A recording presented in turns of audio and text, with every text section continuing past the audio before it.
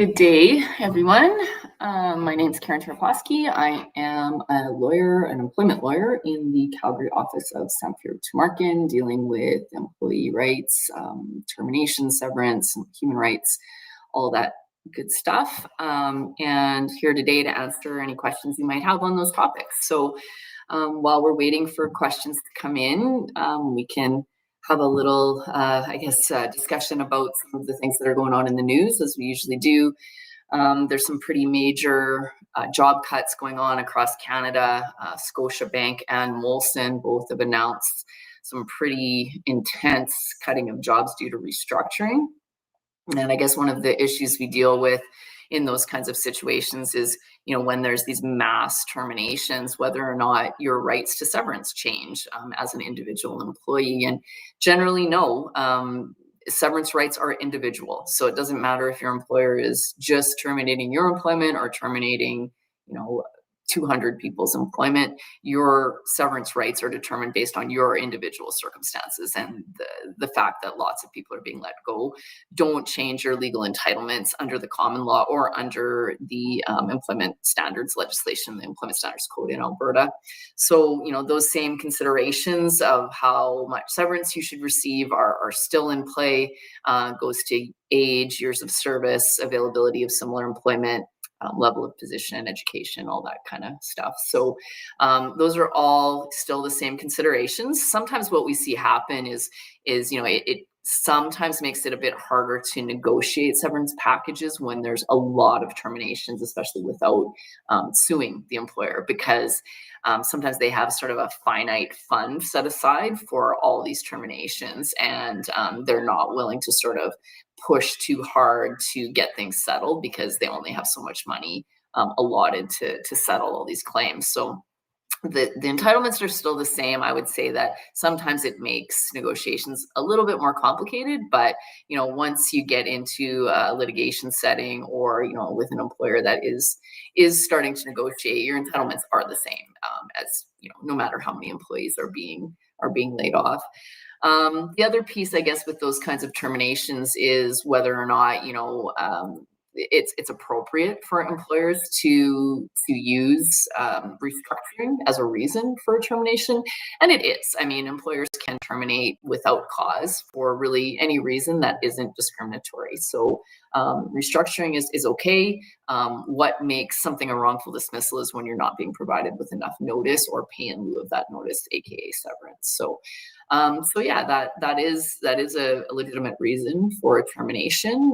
It's obviously through no fault of the employee. You're supposed to get your full severance. So I see we do have a question that came in from Danny on YouTube. So my employer is docking my pay for being 10 minutes late a few times. I'm salaried. Can they do that?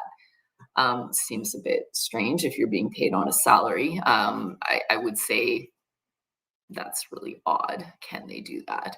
How are they docking you on an hourly rate? Are your pay stubs being done based on an hourly rate? I don't know how they would do that. It seems peculiar, and I guess if they're planning on reducing your pay, they are supposed to give some notice. That's an odd one. I think I'd need to know a little bit more about what's going on, but I would say that that's pretty unusual for a salaried employee to be docked pay, likely not appropriate, depending on whether or not the mechanism by which you're paid does factor in an hourly rate, because some salaried employees are salaried, but on their pay stub, it shows an hourly rate. So I guess that might be a circumstance where it would make sense, but it doesn't seem to make sense to me, I guess is the bottom line. I would, if I were you, I'd reach out to employment standards on that and see if you could make a complaint, because that's something, if you're getting docked 10 minutes here or there, that's something that employment standards would deal with for you and look into. So that's where I would recommend you go with that. Just Google Employment Standards Alberta, and you can make a complaint, and Employment Standards will look into it for you. Okay, next question. My boss told me this week that my full-time position is coming to an end due to lack of work. He offered me part-time, which I said I won't work. He told me this means I quit. Is that true? So I would say no. I would say it's more like a constructive dismissal. What happened here is that they have changed a very material term of your employment without your agreement and without notice, right? So they've just said, hey, we're basically cutting your pay, your hours, everything in half. That's a constructive dismissal. Basically, in a constructive dismissal situation, what that means is you're entitled to severance. They've changed the terms. So what could happen is you could take the part-time work to what we call mitigate your damages or reduce the amount of damages you've suffered from that constructive dismissal. Just so that you're earning something in the meantime until you find new work. But I don't know that you have to do that. If you have full-time work, you should be able to continue in your full-time work. So that sounds to me like you have been constructively dismissed and you could pursue severance from your employer. I have another question on Facebook from Alex. My company laid off several of us, but rehired new people for the same roles a month later. Is that legal? Do I have a case? So as long as the company has not terminated employment for reasons that are discriminatory or otherwise illegal, it's okay for a company to terminate employees and hire new ones for the same jobs. Sometimes it's just, a personality conflict. Sometimes, they're just not happy with certain employees. What makes it a wrongful dismissal is if they didn't properly severance you out. So if they didn't give you proper notice that you're being terminated or pay in lieu of that notice. So basically, they can terminate employees and hire new employees in those jobs as long as they're not terminating the employees for an illegal reason, discrimination based on any ground under the Alberta Human Rights Act, such as race, gender, etc. They can do that, but they need to provide you with proper severance. So, if you want to know what your potential severance is, we do have our Pocket Employment Lawyer severance calculator online, and that can help you determine what you could be owed from that. And, I'm not sure, you haven't said whether or not they have provided you with a severance. So you'll be able to tell whether or not what you've been provided with or been offered is actually appropriate, and if you have a claim for more money. And I think that's your recourse, is to make sure that you've been severanced out properly. I have another question from Brian on Reddit. My company promised us annual bonuses in writing, but now says they can't afford them. Is this a breach of contract?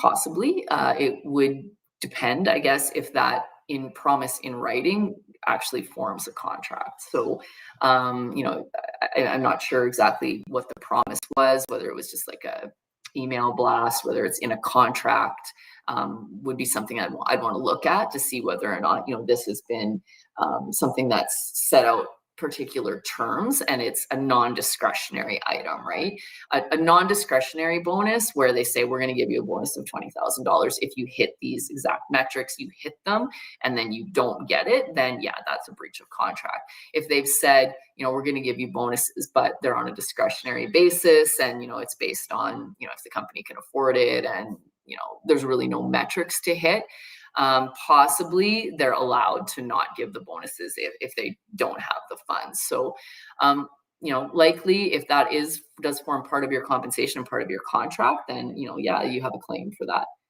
Oh, I better hurry up because the questions are lining up here and I'm missing some. Okay, next one is,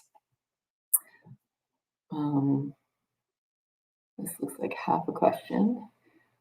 Let me see. Non-unionized, has been working for the current public sector employer for 16 years full-time, has been on sick leave, toxic work relations. That looks like part of something else. So, oh wait, here's the rest of it. I feel like I'm missing parts of this question, so I'm just going to come back to that one. Okay, there's a question from George on Reddit. Reddit looks complete. I was fired while on sick leave for cancer treatment, and I'm unsure whether to go through the labor board or hire a lawyer. My employer claimed I was let go for late paperwork, but there was no clear deadline, and they failed to notify me of the termination. I had an agreement with HR about the leave process and had previously flagged concerns about my manager. So this feels like retaliation. I'm in Ontario and looking for the best next step. Okay, well, I am an Alberta lawyer, so Ontario law is probably a little different, but I can say that in Alberta, if you are on a medical leave, there is job protected leave for 16 weeks per calendar year under Alberta Employment Standards Code. And if you are terminated during that 16 weeks, then it's a violation of employment standards, and employment standards will go to bat for you and try to get you any lost wages. That leave, the 16 weeks, does reset as of January 1 every year. So if you started in September and took till the end of the month off, or end of the year, sorry, and then it restarts again, you have another 16 weeks starting January 1. So I don't know if you're in that 16 weeks, but if you were, that's a violation of the code. There may be, if you're outside the 16 weeks, then we're looking at whether or not that termination had to do with with your disability, with the cancer, right? If they terminated because you were on leave, then you potentially have a violation of the Human Rights Act. If there's just a termination and they have severance you out, then or they haven't. I mean, either way, we're looking at whether or not you have received proper severance. If they're saying it's because of late paperwork or something like that, I'm not sure if they provided you with severance or said that was without cause, or if they're trying to say that's a with cause termination and haven't given you any severance. If you don't have any severance, then they're trying to argue it's with cause, and that sounds like a pretty weak case of with cause termination. If it's without cause, then it's just about how much are you owed and did they provide enough. As far as whether you should go to the labor board or to a lawyer, one thing I would caution is that labor employment standards is really what it's called. Labor board has to do with unionized employees, so it's the employment standards branch of the Alberta government. They can get you your minimums under the Employment Standards Code. They can't get you common law severance. So depending on how long you've worked there, it's basically up to 8 weeks is all that employment standards can get you as far as severance. If you want common law severance, which can be a lot more, then you're going to want to use a lawyer. Employment standards can help you out with, getting things like breach of the code, right? So if it's the leave that I talked about, of those leave provisions, they can help with that. But for full severance, you need to speak to a lawyer to get you your common law entitlements, and you can contact us at Samfiru Tamarkin, and we can help you out with that. Our website there is in the bottom corner of your screen, and reach out, and we'll look at that situation for you.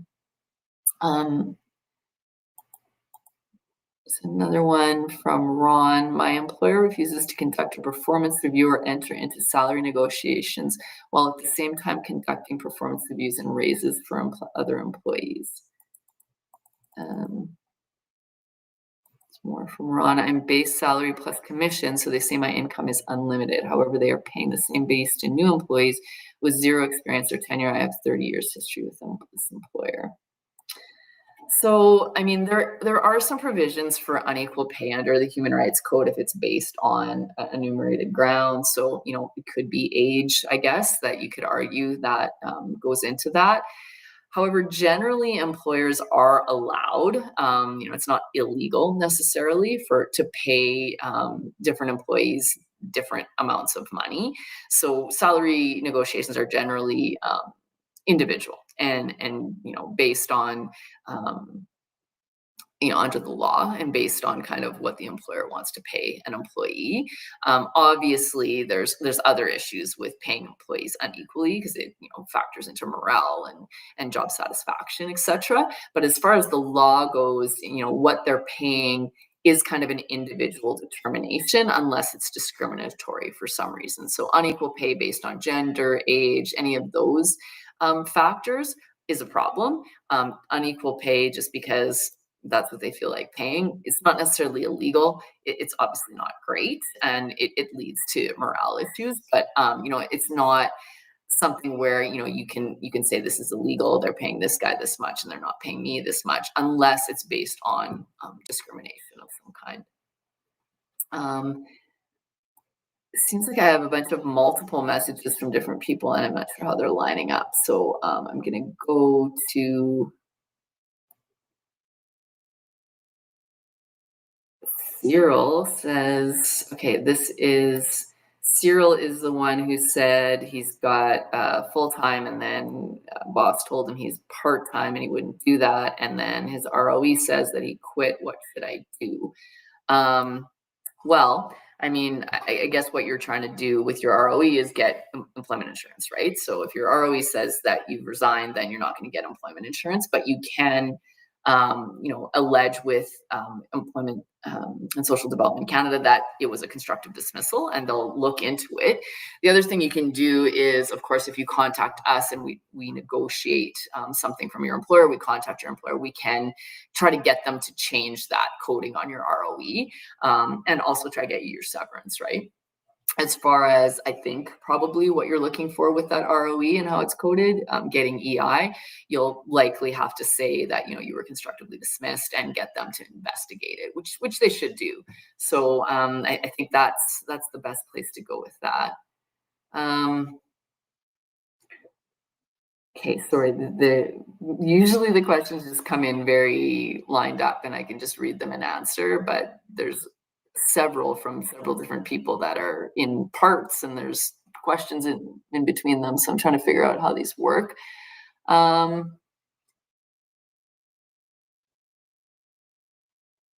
Okay, I have from Nathaniel. We'll look at this one. If part of my salary includes commission pay after project completion, does my employer not have to pay me out for work on these if project technically completes after I got fired? It would depend on what your employment contract says and what your pay statements say. So commission employees are usually subject to some kind of contractual terms. If it says after completion and it doesn't accept out if this is after termination, then yes, you're right. Sometimes those documents do say that if you're terminated, then amounts aren't owing. And if you agreed to that, and if you've waived it properly under contract, then sometimes those amounts aren't paid. It's kind of a complicated question. I would say you need your terms reviewed. Probably go get a lawyer to look at it, see what those terms say. Reach out to us at Samfiru Tumarkin, and we can look at your documents and make a determination of whether you can claim that commission. Like I said, it's going to depend on what your employment documents say, what the pay plan documents say. Okay, I have some questions here from Kenoki, and they're spread throughout the chat, so I'm going to try find them.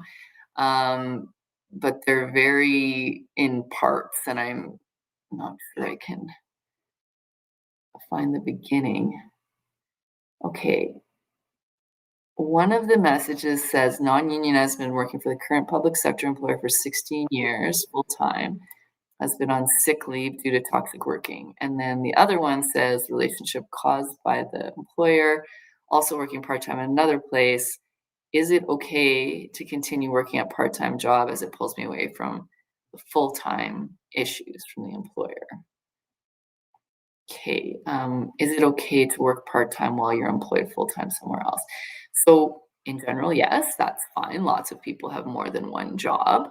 Some people, though, do have terms in their contract of employment that say full-time and attention is how we refer to them. So if you have a provision in your employment contract that says you're to give your full-time and attention to this job, then going out and getting another job on the side isn't allowed unless you get written approval from your employer. But if you don't have a contractual term that says you can't work somewhere else or says you have to give your full time and attention to job A, then there's really no problem in going to the other job as long as you're still performing your regular hours for the first job. So I hope I answered that. I mean, I almost feel like I'm also missing parts of this question because there's, like I said, it's sort of spread through the chat and they don't seem finished. So yeah, that I hope I helped you out with that. Obviously, if you have other issues to follow up on that, or if that didn't answer, you can try put another question in the chat or put it all in one message. That's usually easier, and then it doesn't get spread through the other questions. So yeah, so that one I hope I've dealt with. Let me see now.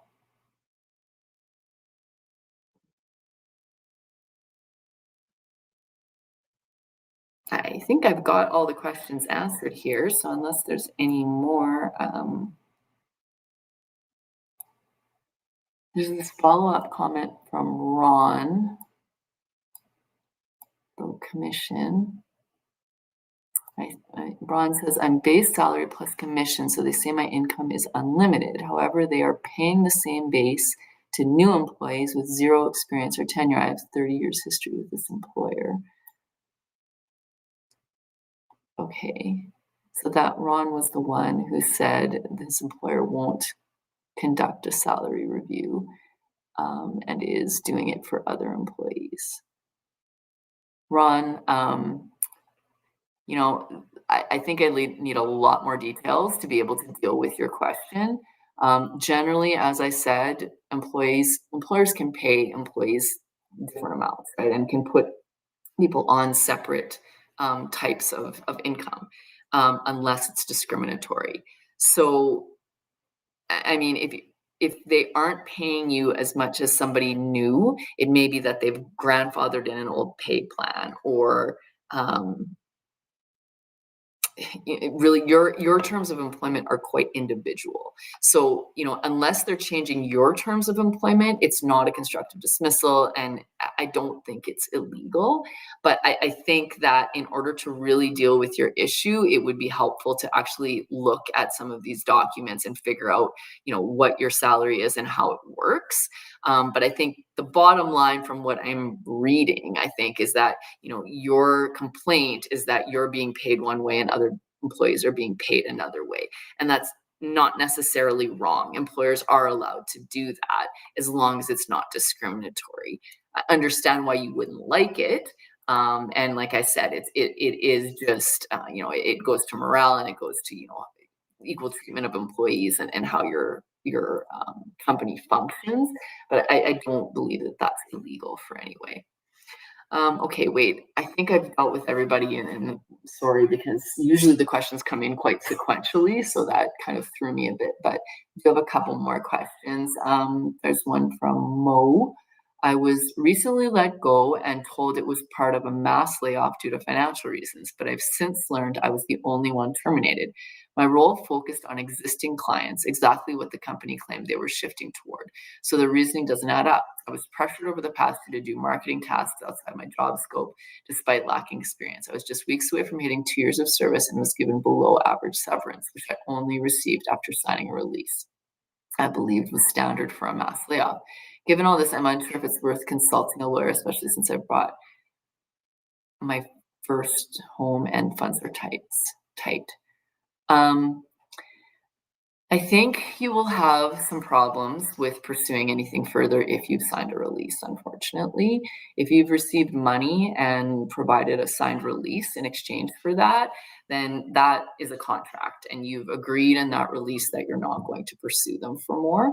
So, in general, if you are offered, for any of you, if you are offered any kind of funds in exchange for a release, do not sign that release until you've had it reviewed by a lawyer. Once that release has been signed, unless we can say, you were coerced into it, that kind of thing, which are very difficult arguments to make in a lot of cases, it's really difficult to get you anything else. And honestly, in most cases, if somebody comes to me and says, I've signed a release and I've got this, I would look at it and go, I don't think this is really something I can help you with. So unless we can argue, like I said, there's coercion or something, if you have already signed a release, unfortunately, that's a contract and you're not going to pursue them for anything else. I also think that, a lot of the things that you're complaining about happened prior to termination. Those don't go to, it won't get you any additional severance. Those kinds of things may lead to something like a constructive dismissal, but you don't need to argue constructive dismissal because they actually terminated your employment. So your remedy is severance. You could have got severance based on those changes, but it's the same remedy for an actual dismissal. So I'm not sure the pieces about why they terminated and what happened prior to termination help you in any case. It would just be about, were you provided with enough severance? That would be the only question. And then the issue is, if you signed a release and got paid that severance, that's a problem because you've now released them from any further obligations. So unfortunately, I don't know if there's much you can do there. Once you sign a release, you've signed off all your rights in most cases. I have another question from Eleanor. I'm off on maternity leave and feel a lot of anxiety and dread about returning to my position. Should I resign before my return date? How do I handle this? I mean, it's really kind of a more of a personal question than a legal question. You're able to resign before your return date if there's issues with returning and it's affecting your mental health. I don't see why you wouldn't. What you could do is you could go to your doctor and you could see if you can submit a note to take a further medical leave based on having anxiety.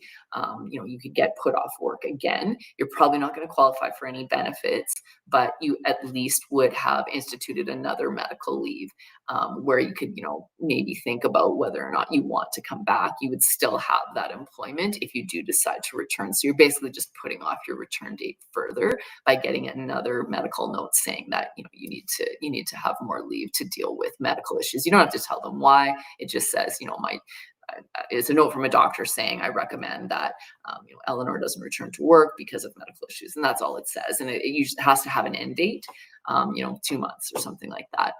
And then you can kind of figure out, whether or not you do want to return in those 2 months or if you're going to resign. But there's not really a whole bunch else to that. If you want to resign and that's your best decision personally for your mental health, then there's it's not really a legal question. It's more personal. One more question from Archibald. What can you do if you're dealing with discrimination in the workplace? Is it better to just resign? Is there any sort of protection? So if you're dealing with discrimination in the workplace, there can be all kinds of remedies you can have for that. That can be, something that's a problem under occupational health and safety legislation. There can be liability under human rights legislation for the employer. It could be the creation of a toxic workplace, which would entitle you to a severance because it's a constructive dismissal. So resigning, probably not the best way to go. What I would recommend, because if you do resign, you give up all those rights. You give up your rights to severance in any case. So what I would recommend is if you are experiencing discrimination is to document everything, keep a journal. If it's in emails, if it's in text messages, make sure you're keeping those. Keep them outside of your employer's network because, once you quit or are terminated at any point, you lose access to all of that. So, you can take a picture on your cell phone or whatever of something that's discriminatory or whatever. Keep a journal, write down everything, on October 21st at 2:00, so-and-so said this to me.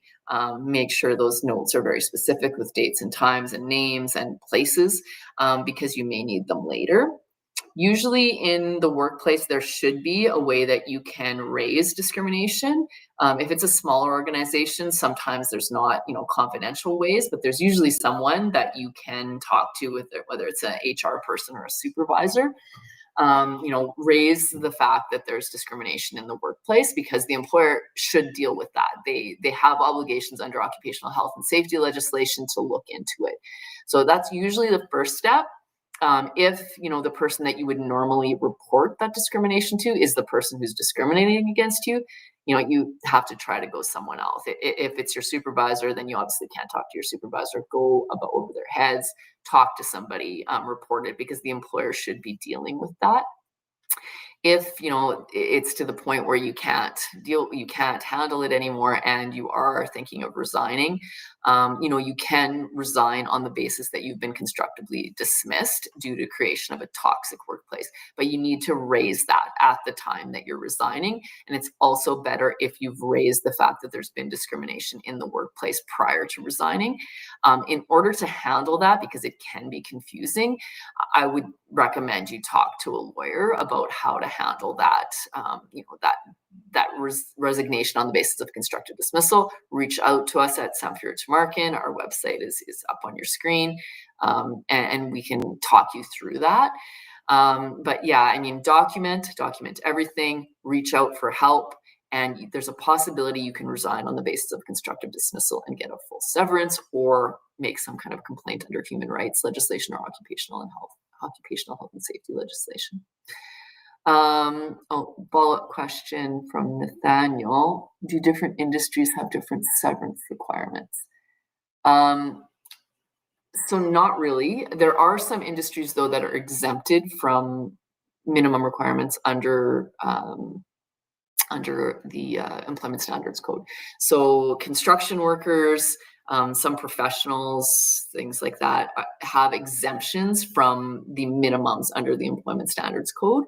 But outside of that, under the common law, it's not really per industry, although availability of similar employment plays into how much your severance is. So if there's a lot of available jobs in your industry, your notice period will probably be shorter. If there's not, then it'll probably be longer.